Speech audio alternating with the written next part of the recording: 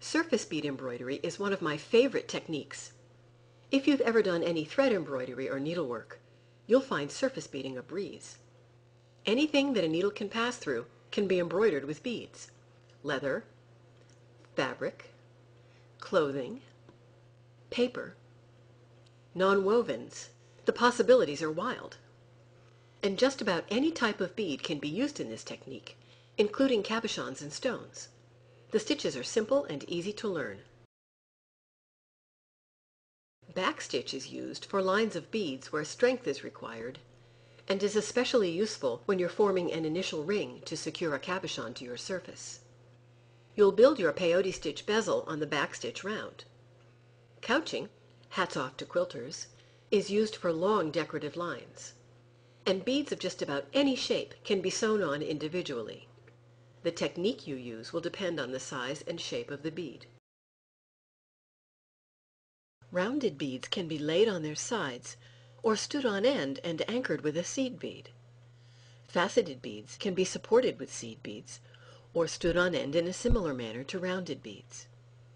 Bugle beads can be stitched directly to the surface or turned into little trees for lots of texture.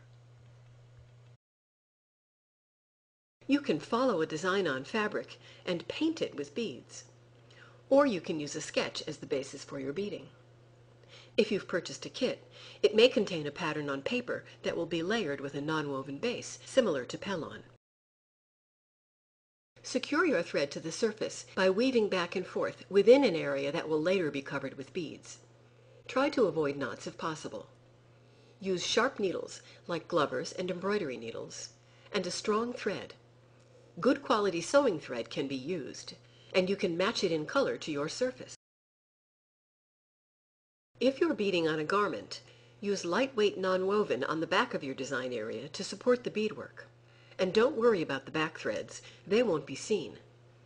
But if your piece is freestanding, like a brooch or a bracelet, you'll need to cover the stitching threads, which must remain within the design area so you don't cut them in finishing later. For backing, use a material that doesn't ravel, like lightweight leather or ultra suede. Glue it over the thread area, then trim off the excess. Be very careful not to cut any stitching threads. Now you'll add a simple beaded edging to cover the trimmed edge of your beading surface to create a truly professional look.